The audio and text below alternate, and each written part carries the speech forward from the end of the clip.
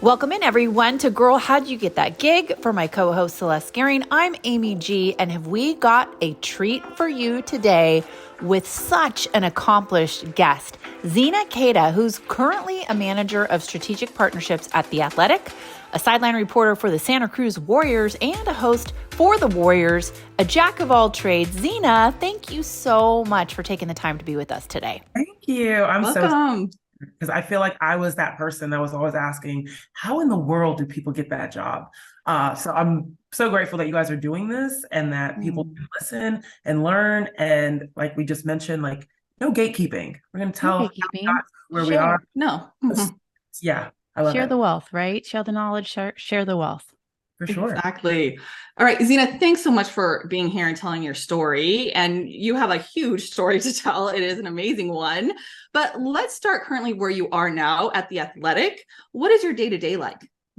Day to day. So at The Athletic, we are a startup. And one of the things that recently happened was the acquisition of The Athletic by the New York Times.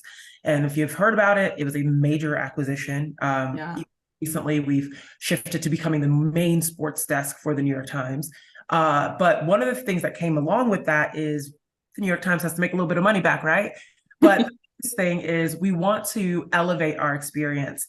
And that includes bringing in brands, bringing in partners. So The Athletic was historically a space that had absolutely no ads, no brands, but we knew that we couldn't grow our content and elevate our product without the input and the influx of support and resources from different brands. So that inserted my department, the commercial team, and then more specifically, the business development team. So I manage relationships and partnerships that inherently change the athletics experience for the reader. So typically when you think of a brand partnership, you think of, some sort of branding on something, right? You'll see a logo, supported by or presented by, et cetera. That's one part of it. My part of the strategic partnership lens is how are we looking at the app and thinking about what a sports fan wants to experience? If they're coming to The Athletic to read about their sports news, they're probably going to want to buy tickets to games, or they're probably going to want to buy their favorite player's jersey, or they're probably going to want to bet on a game. They're not in California, but they're going to want to engage with that sport on multiple levels. So my day-to-day job is not only helping with the strategy of who should we be bringing into our app, in our app experience, to elevate that sports subscriber, sports fans experience, but what can we be bringing in with those brands that integrates into our app flawlessly, organically, and ultimately makes The Athletic a one-stop shop. So you're not just coming for your sports news, you're also coming for potentially buying tickets. We just did a deal with StubHub, potentially placing a bet. We have a deal with BetMGM, and et cetera, et cetera, et cetera. So day-to-day, working with those clients to find out what do we need from them to integrate into our app, working internally more than anything. I'm essentially a project manager. I'm going to all the different departments at The Athletic to say, what do you need? What do you wish you had? If we bring in this partner, how would you want to work with them? How could that experience for our reader be made better by this partner? Putting all that together and then going out to market and getting the right partner on board, and then making sure that once they're on board, everything they ask for and everything we promised happens. So it's a lot of execution, it's a lot of project managing, it's a lot of communication between teams internally and externally, connecting people that need to talk to each other, because I don't speak engineer or I don't necessarily speak design, but I speak enough peripherally so that I can just connect the glue and make sure that everyone's on the same page. So that's my day-to-day. But I love that the way you explain this, first of all, because I had down on my notes, like, what is strategic partnerships? And what I find fascinating about this department in sports is I don't think a lot of people know what it is or that it exists. And that's something that Celeste and I are trying to kind of shed light on and open up, that there are more jobs in sports than people realize. There's so much behind the scenes. And you're also like a wish granter. What do you want? Really? No, you get this, and you get this. You're like the Oprah of The Athletic, and you get this on the app. That's the goal, is to we want to bring in anything that makes the app better and makes people's job easier, or we definitely don't want to be a hindrance, right? And we don't want to be a burden to anyone. And that sometimes can happen in partnerships where it's like, hey, we just brought in $10 million. You have to do this now. Mm-hmm. Right? Certain teams get like, oh God, we have 30 social posts to send out because X, Y, and Z partner came in. Why we're the strategic partnerships team is because people aren't just paying for a social post within our world. They're paying for an integration. And we want to make sure that integration is as endemic as possible, where it just makes sense that the social post went out and that StubHub presented it. Mm-hmm. Talking about Messi coming to Inter Miami Mm-hmm. and the ticket sales going crazy. That makes sense for us to post about that, and that StubHub could be integrated with that, right? So we don't want to just be just a slap a brand on something and that's what it is. We want to be very smart and strategic about it. And to your point, to your point about jobs in sports, so when we're going to get into this, but when I left college, undergrad, and I'm not saying this to brag, but I'm just saying this to like give you a concept of how smart you can be and how little you can still know.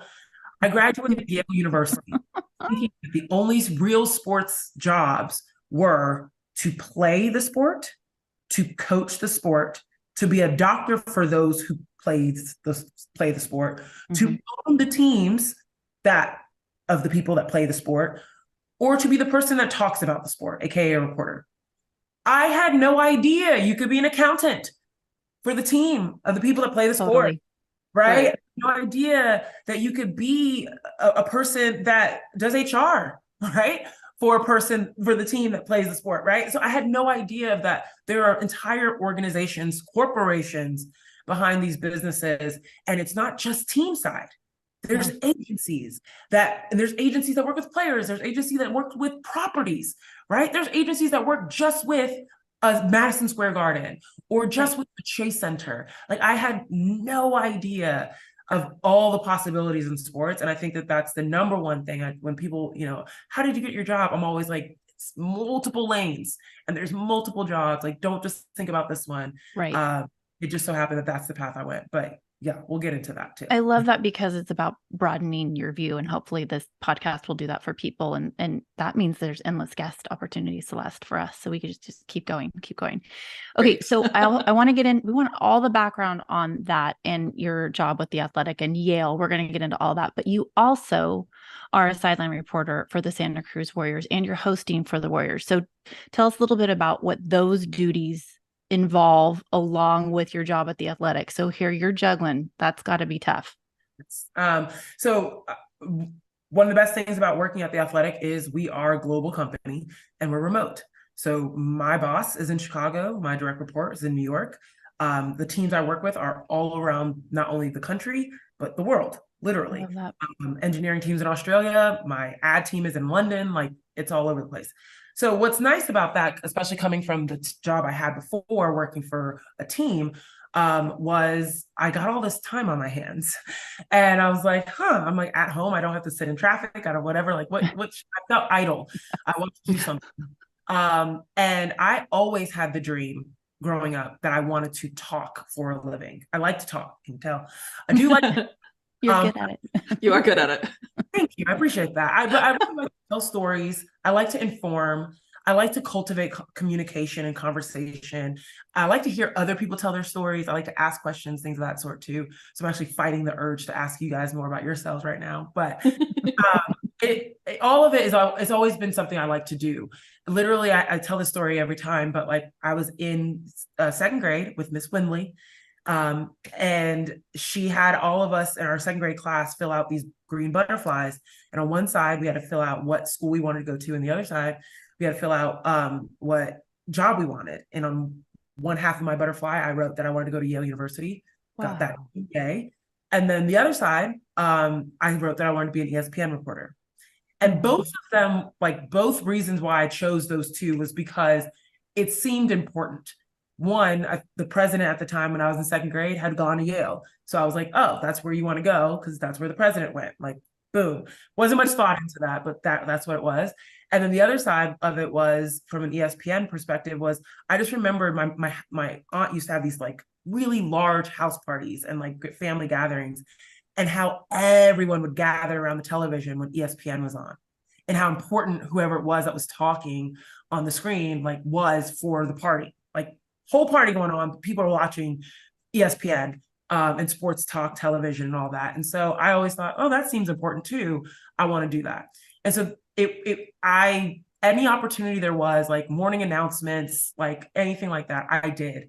And so I turned 30, and it was like my 30th birthday. And I was like listening to this podcast called The Mindset Motivation, I think it's called. But one point in the podcast, he goes, when you are 80 years old and your kids come up to you and say like, Grandma, Grandpa, did you try to achieve everything that you ever wanted to, or like go after every dream that you had, something like that? Could you answer them honestly and say yes?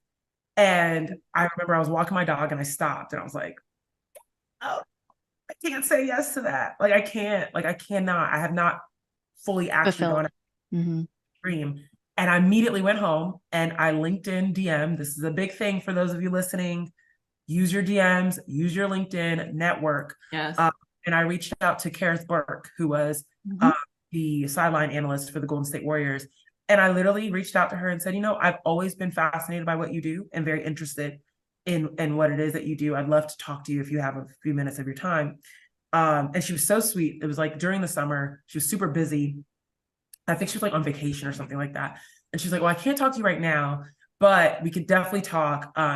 We had done one panel before when I was working at the Warriors. And she's like, I remember you from the panel. Like, we could definitely talk. But before we connect, the Santa Cruz Warriors sideline reporter job is open. You should go apply. Would have never known. Right. It was open. Worked for the Warriors. I still would have never known that it was open and that you could apply. And I was like, oh gosh, okay. And I'm like pulling up all of my content from like college. Because the thing I had was like play-by-play stuff that I'd done for our volleyball team and other random things. And I put it all together and I sent that off. And of course, it was Santa Cruz, so they knew me and whatever. I ended up getting the job.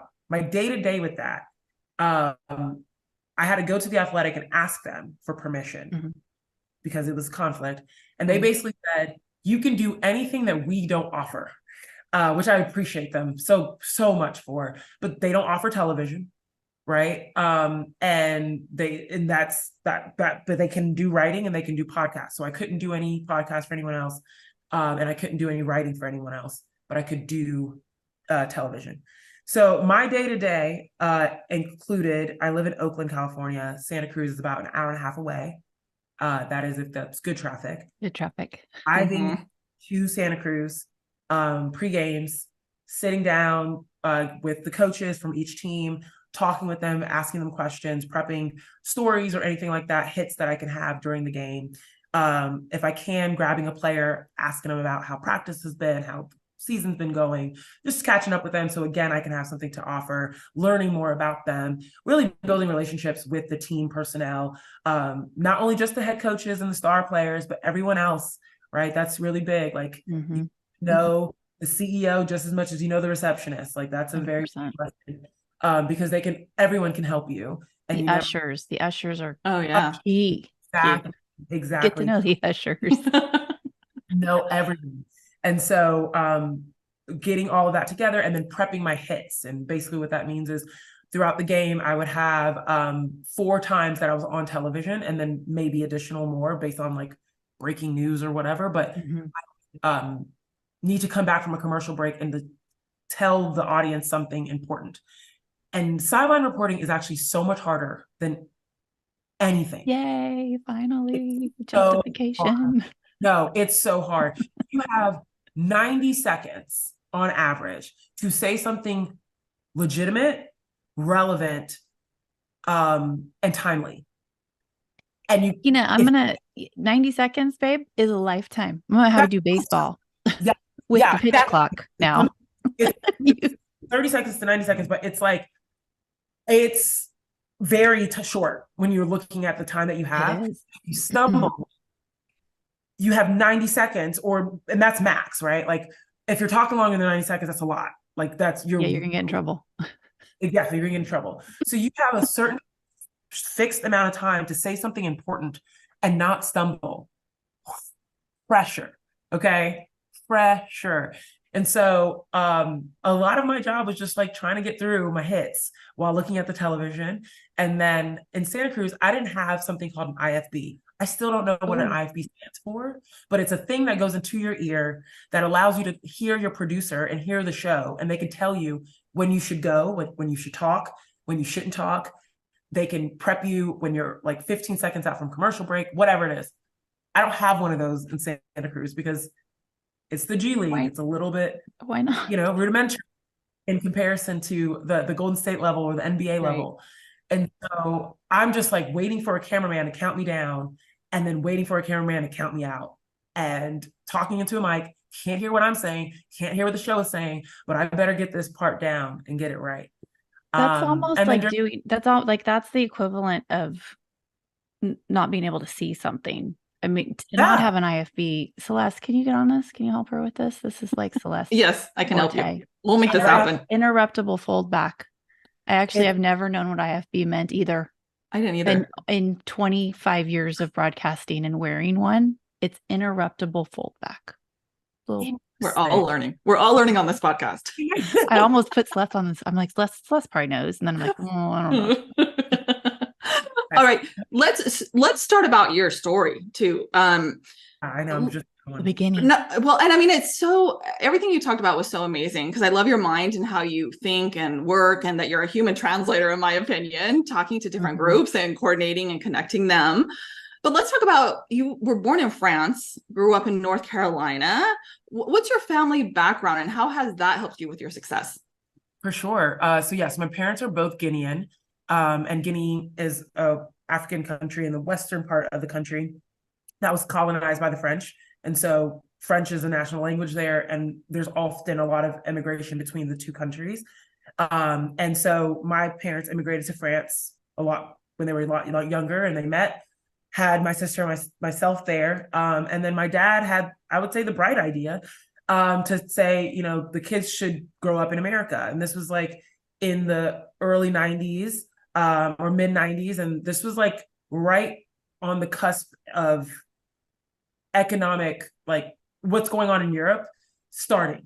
And he started early. And so he was like, the kids should go to the States, get an education, get a like college degree. It's a lot simpler of a system here in America than it is in France. So that was kind of like the reason we ended up in the United States. And ended up being my mom, my sister, and myself.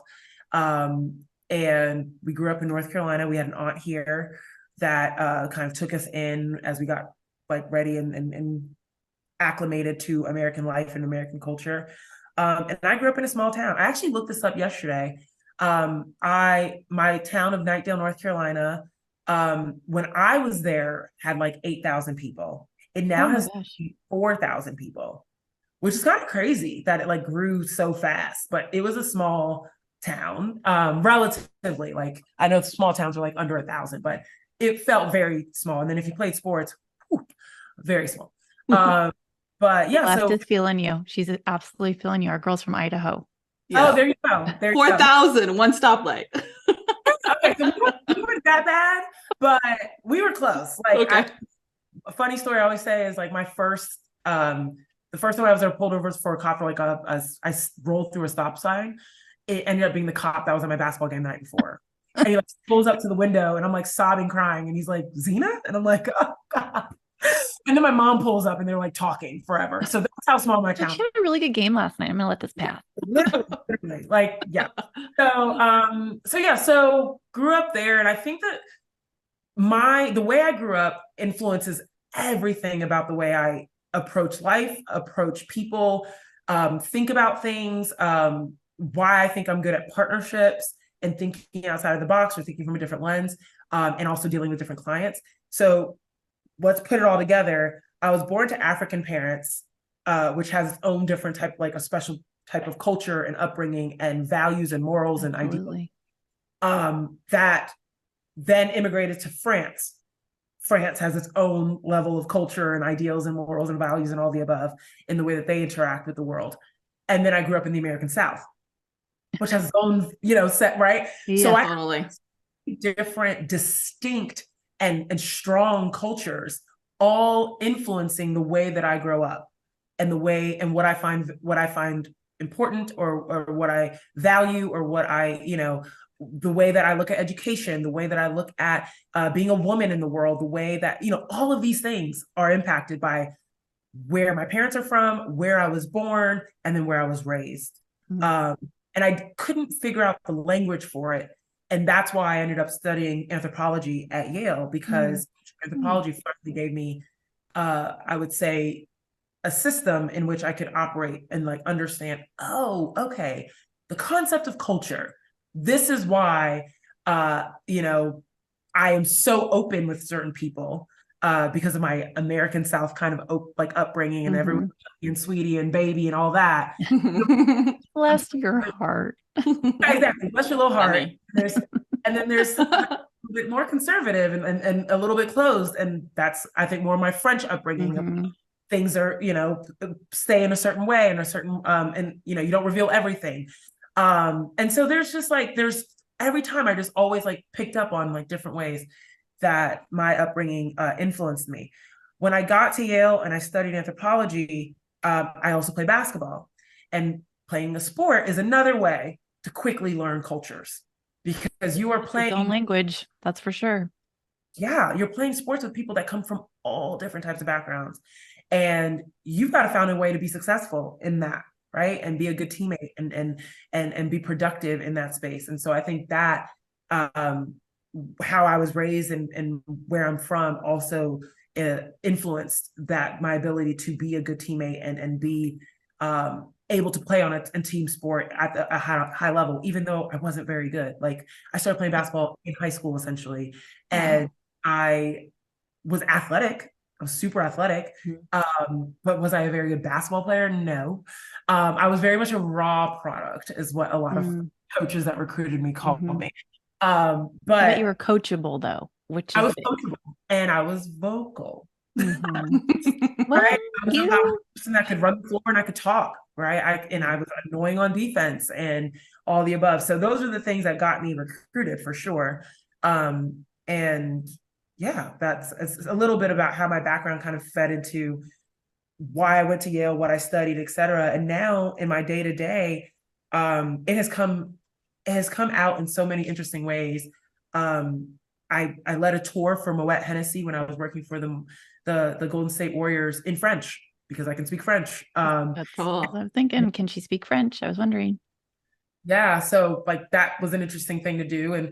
But then also just like seeing how my mom has a very thick accent and she's very self-conscious about it.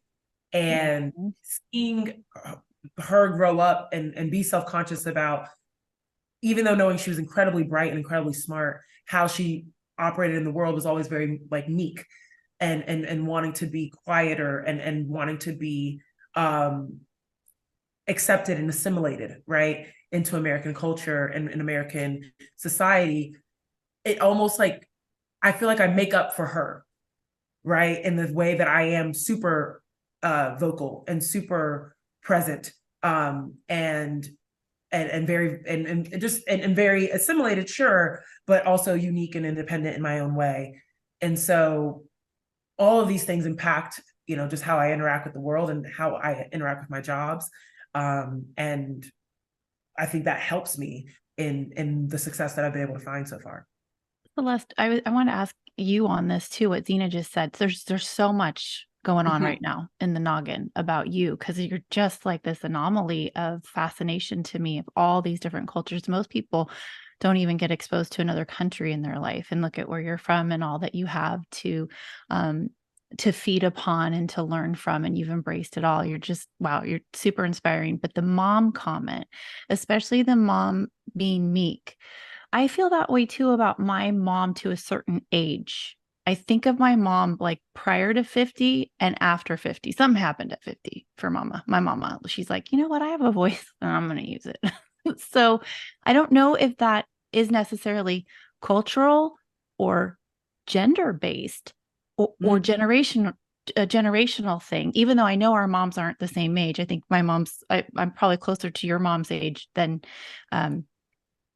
she is to my mom. But I wonder about that. Is there something that's happening in our society for our gender as women, that we're seeing something, in our parents and our mothers, that we want to, for lack of a better term, make up for, or take a different route, or see what we can do? Although my mom was very vocal in the house, not socially until after 50. So that's what was your mom like? My mom was very strong in the house too, much like your mom, Amy, where she would speak her mind and she's all about the truth, right? And being totally authentic, to the point where sometimes it's like, okay, let's go, let's do this, let's do that. But really didn't use the voice as much outside of the home either. And I think it caused, me and more of our generation, especially Amy, and I love hearing what you said, Zena, about this, to really kind of, help with that void that our mothers didn't have, and say, okay, they gave us such amazing lives, right? They were great mothers. They helped provide for us. They put us first, and we got to go do something with that and make that impact. Like, I feel that responsibility all the time. I got to go out in the world and make an impact, because my mother has been extraordinary as a support for me. Yeah. And I know my mom's like such a proponent of Title IX, and like she's so vocal now, but she didn't grow up playing sports. And she had a baby at 17. And so I always kind of put that together, that she didn't even have time to find who she was until later, because she was raising us.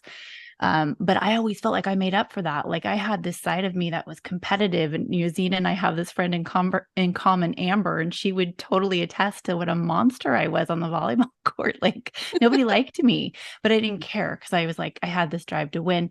My mom didn't give me that. I think maybe my dad did, but there was something inspired by my mom. So I love that you mentioned your mom, because I think they play such a role in who we are, and the trail that you're blazing, Zena, today, for young women watching you and use your voice. It's huge.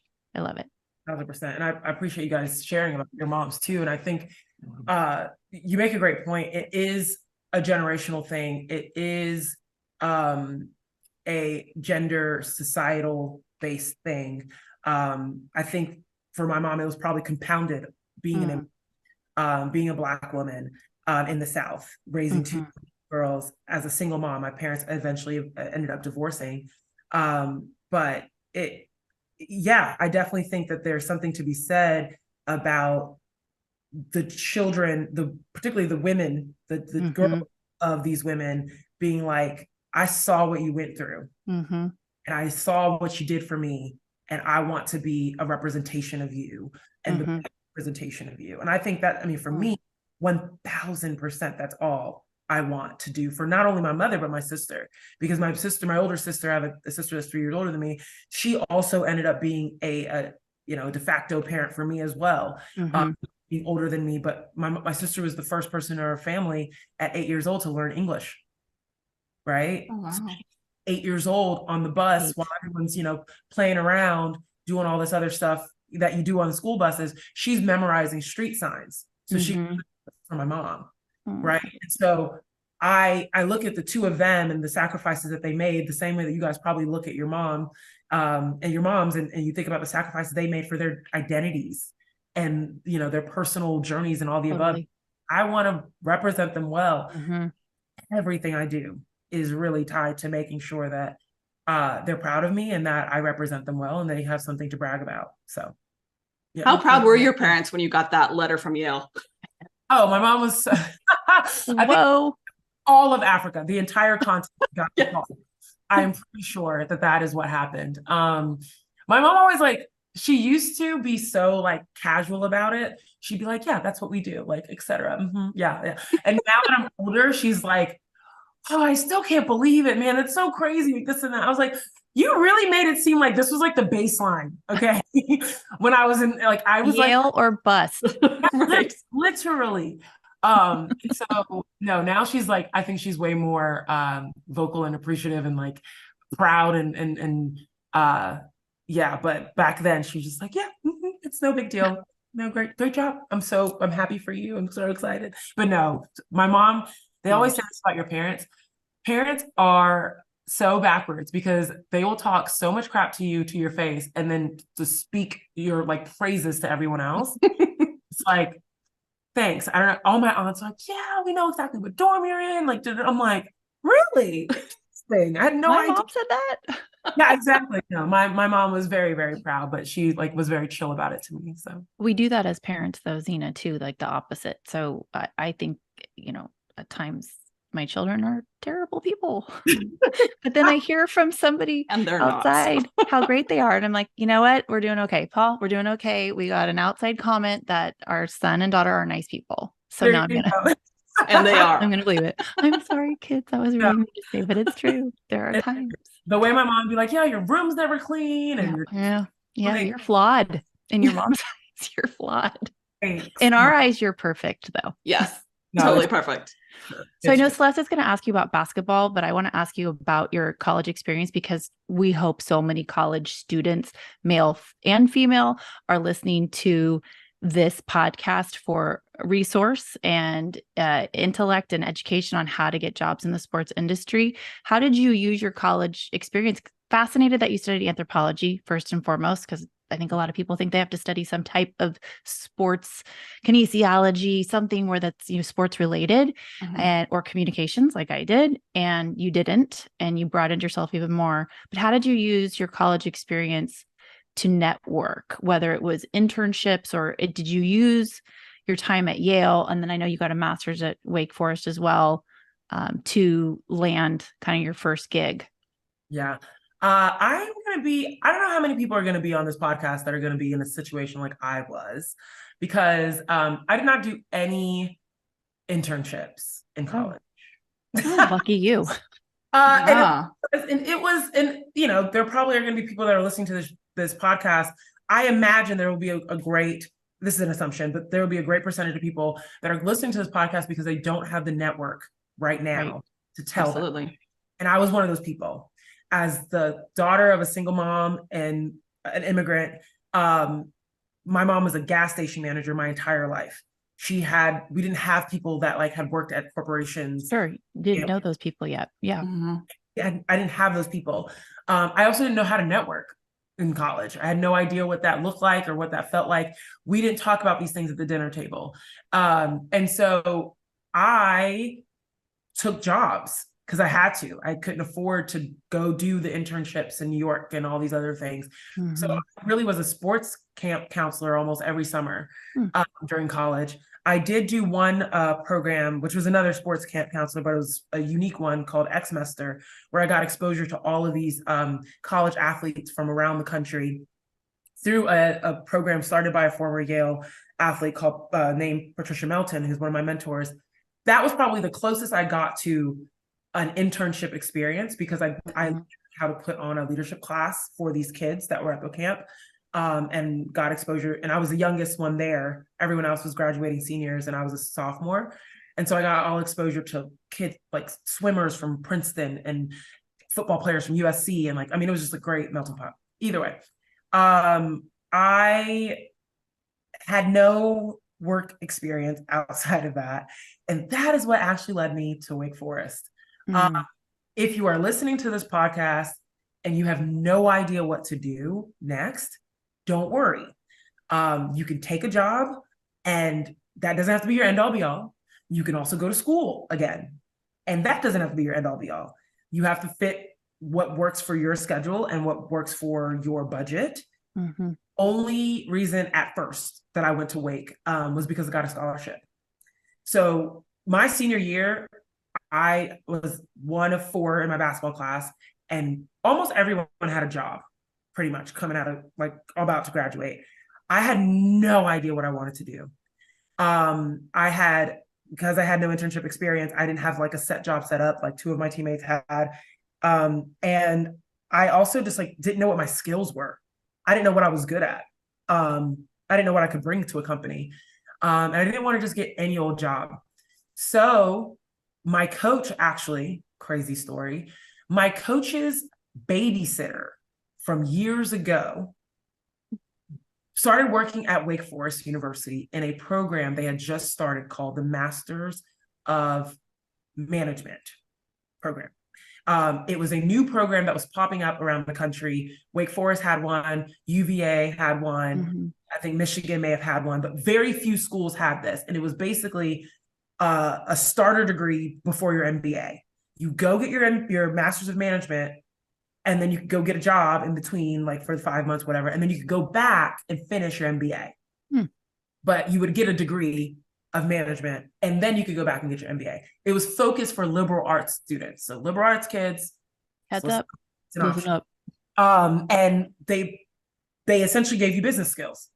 And this woman was telling my coach about this, and my coach knew I was the one kid that was like in her senior class. I had no idea what the heck she wanted to do. And she was like, yeah, you should look into this. And she told her former babysitter about me, and they had their recruiter reach out to me and ask me and tell me about the program. And it was all about people that studied degrees like anthropology that weren't going to go work for National Geographic, which is what I intended to do. Figure out a way to get there. Our last guest worked for National Geographic, got seen and got a job at ESPN. Yeah. Okay. You never know. Person ASAP, because I feel like it's going to come full circle for me. It does. But yeah, so I connected with him, and he was like, I mean, your grades are great. I think you'd be a great option for this program. And we have a fellowship program where you could get sponsored by a brand to come. And I got sponsored by Cigna Healthcare to go get my Master's of Management. I have Cigna. There it is. Yes. You're welcome. You're welcome. It was a great decision for me. That's great. That's awesome. Yeah. Business. So many kids don't know what they want to do when they grow. I didn't know what I wanted to do. I knew nothing about business. I knew nothing about what I brought to the table. And in this 1 year, it was really 10 months, I was able to figure all of that out. I was able to figure out not only my own skills and what I bring to the table, but I was also able to figure out how to work LinkedIn. I was able to figure out I was able to get my resume in place. All these things, having gone to Yale University, still didn't get in place, right? So if you're going to a school that's not Yale University and you're worried that your resume isn't in place, your LinkedIn's not ready, or that you don't know how to, trust me, you're just fine. You're just fine. Nice. And that was my path. And I don't necessarily think everyone needs to go to business school. I actually don't. I do sit on the board at Wake Business, so I'm always going to support them and support people to go, but it's not for everyone. And you do have to think about your finances and all the above, but really think about, what do you need? And I look at business school as an opportunity. If you don't know hard skills for business, yeah, probably smart that you go. Like if you were an art major, or if you were an English major, or if you were a major that you're not able to translate those classes and what you learned directly into a job, and you need a little bit more help, business school is an option.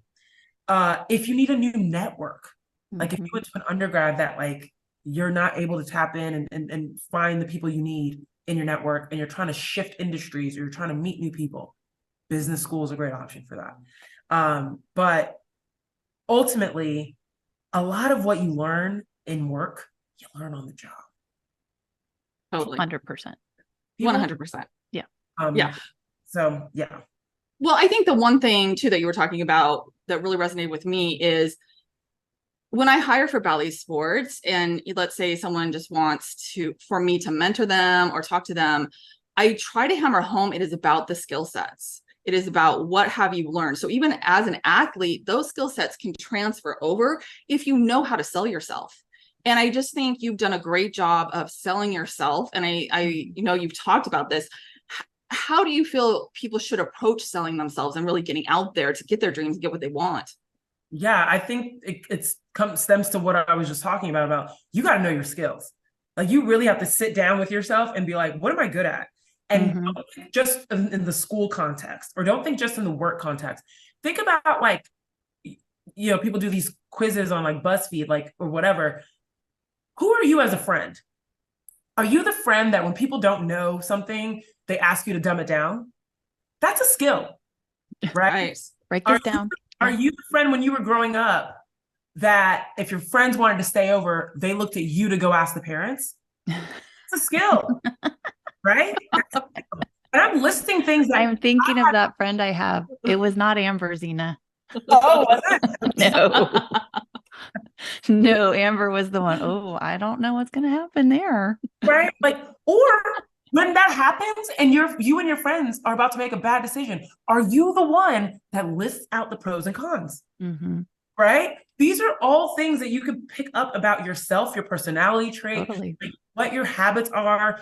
Are you able to stick to a to-do list? Are you able to like write out a plan? Do you coordinate your friend trips? Like these type of things are skills that I need a business school to help me understand that I have. You don't necessarily need that, but you just need to be able to like sit down and like realize what evaluate yourself fairly. Yeah. All of that can translate to words on a resume. So true. Literally. And there's so many resources out there that people don't utilize enough. Like literally Google 100 words for my resume, action verbs for my resume, and go through and see, does this apply to me? Right? Like, are these skills that apply to me based on what I know about myself and what I know to be true about what I've brought to friendships, relationships, work environments, school environments, teams, all of the above. I think that that's the number one thing in being able to sell yourself is because you can't sell things you don't know. And if you don't know yourself and you don't know yourself like a product, right? You can't tell your best features. You can't tell, your shelf life. Right. Yeah. And I mean, yeah, to your point though, I think a lot of people come and say, hey, what job would I be good at? Where could you see me going? Where can you see me ending up? And I think that's our own responsibility as we're going down our path, that we need to be the ones that are selling where we want to go and really have that purpose and passion to drive us to get there. And I think so many people get caught up in the label of the job. I want to be a VP by the time I'm 30. I want to be a VP, by the time I'm 35, a talent, all of those things.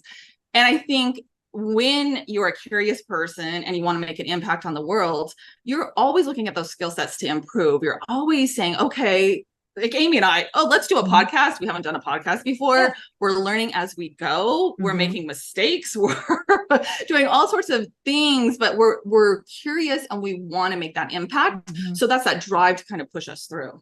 I will say, I would just add for anybody listening that's really young, that I think identifying your skill sets and your strengths, evaluating yourself gets better with age. It's one thing that gets better as you get older, is you can really start to be very honest about what you are good at, what you want to do, and what you don't want to do. It's the one piece of advice I always offer to my students or to kids I'm mentoring is don't be afraid of realizing you don't want to do this. You took this job, you hate this job. I mean, I've had a lot of jobs that I hated, the overnight shifts in news, and I did that while I was pregnant. And I'm like, just a second, I'm going to go throw up and I'll finish the write-up right after this. I hated that. So I knew, okay, I like television, but I don't want to do the morning show. I don't want to do those hours. Like it gets you closer to your yeses. But as Zena's saying, Celeste, the ability to sell, it never stops. Yeah. It never ends that you're going to have to sell yourself in anything. And it's a huge skill. And I love that you put that out there, and you put that out there at a very young age for people to realize. It's huge. I do want to ask you, because I know we're running out of time. I feel like we could talk to Zena forever. Celeste, amazing. Yes. I would like to know, because we focus on interviewing women on this show, even though the show is for everyone. We wanted to empower women in sports because we are a minority in sports. But I'd like to know the challenges and the accomplishments you feel you have dealt with as a female in the sports industry, because I think it's important for people to see the whole thing and to be very transparent about our experiences. I appreciate that, because I wish people would have been a little bit more transparent and open with me.